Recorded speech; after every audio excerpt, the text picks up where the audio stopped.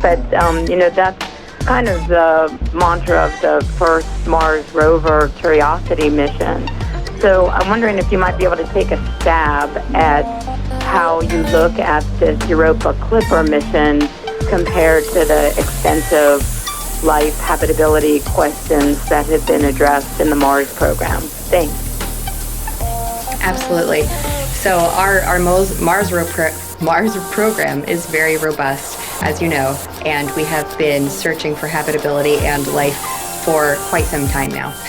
With Mars, it is easier to explore for the sense that it's closer to Earth. We have ground-based observations, and there's a lot of ways to do it. And I will turn this over to Lori in just a second so she can talk a little more about the Curiosity rover and the science that it's doing. But from this perspective, Europa is so far away, and all of the other bodies are in terms of habitability, that this is the first time that we really have a mission that's specifically dedicated to looking for habitability. Some of the science goals of Curiosity really are dedicated to that, but that's not the only goal of the mission as it is with Clipper. Lori, would you like to add to that? Sure. Thanks, Gina.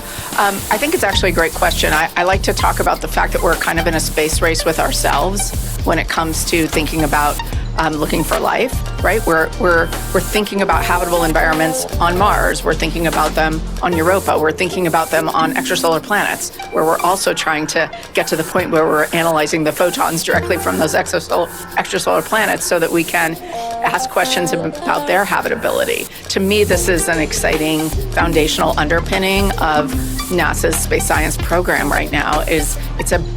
So much of it is about life in the universe.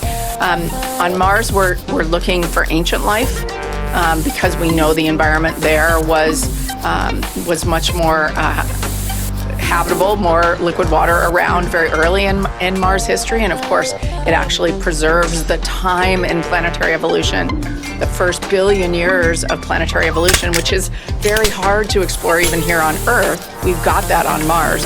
Europa, the excitement is about a current habitable environment, right? A current ocean. There is an ocean there today. So it's different, but very complementary. And about this foundational question of, are we alone in the universe?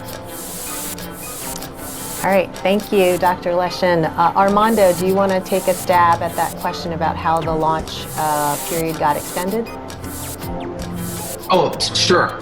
So the launch period got extended based on a combination of factors. Basically, SpaceX was able to get more performance out of their launch vehicle based on some hardware modifications that enable the launch vehicle to utilize all the fuel in the boosters. I can't get into the specifics because of proprietary nature. The other factor is this is SpaceX's 11th flight of the Falcon Heavy configuration. They've flown it a few times already, so they come up with a strategy to optimize the throttling of the launch vehicle to get most performance out of it. And the final thing is typically we need ground assets to get telemetry from the launch vehicle, and those ground assets are typically not in the most ideal locations. We have to tweak the trajectory to ensure that you're over a ground asset before you do your burns. And for this mission, we're relying on TDRS for the launch vehicle telemetry, and that gave us a lot of additional performance as well. So it's a combination of factors that allowed us to extend it from the 30 to November 6th. Okay, thank you, Armando. We've got another call on the phone lines. Marcia Dunn from the AP. Yes, hi, Marcia Dunn, Associated Press, with a few questions. What is scientists' best guess on how deep this ocean might be, and if there is or was life? Do scientists believe it's microscopic? Could it be bigger, minnow-sized? Just trying to get a handle on what kind of thoughts are going into the life question. And lastly, what happens to Clipper at mission's end? Thank you. Okay. Yeah, the first question is, we don't know exactly how deep it is. That's one of the things we're going there to find out. Probably from the top around 60 to 80 miles. And the type of life there, we expect, again, Europa Clipper is not a life detection mission, but using an analogy to Earth, which may be dangerous, the types of life that originated in these deep oceanic vents were primitive. They're primitive bacteria, even bacteria that don't need oxygen in their metabolism. So we would expect there to be, if there's anything there, it would probably be primitive. But again, we don't know. We will not know from this mission because we can't see that deep. Yeah. So end-of-mission disposal is planned at Ganymede. So once we are finished with the science mission and NASA has determined that we need to properly dispose of the vehicle so that we don't run the risk of impacting Europa at some future date, we do a series of burns that impact Ganymede directly. And that's our chosen disposal target and approved by the Planetary Protection Officer of NASA. Great. Okay, we're going to take another call from the phone line. Bill Harwood from CBS News. Hey, thanks very much. I think this is for Bonnie Barati. If the crust is 60 to 80 miles thick, something like that, will the flybys alone pin that down and help you nail down how thick the crust is, or are other instruments going to help you do that? And how does the radar play into this? I mean, how deep can it penetrate theoretically? And finally, I'm sorry to ask three questions, but finally, as you fly by and this thing's sloshing around and you're measuring changes in your trajectory to figure the ocean scenario out, I mean, what are we talking about in terms of how much this changes the trajectory? I mean, I think the average person would be stunned that you can do that. And I'm just trying to figure out a way to kind of explain the subtleties involved in how you come up with, the nature of that ocean based on the changes in trajectory. Thanks.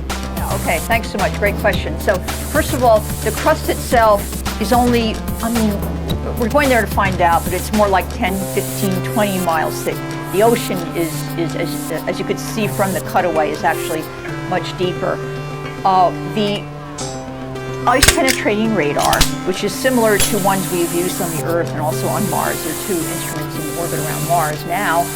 It has two frequencies, and it is going to send these long wavelength electromagnetic waves through the surface. That's the trick. It can see through the surface, and we hope that it can see down to the interface between the crust and the ocean. It's TBD, it depends on how deep it is, but we hope that it can see down that deep. But it definitely can probe whether or not there are any little ponds or lake-type features within the crust. That's not so deep, so it will be able to see that.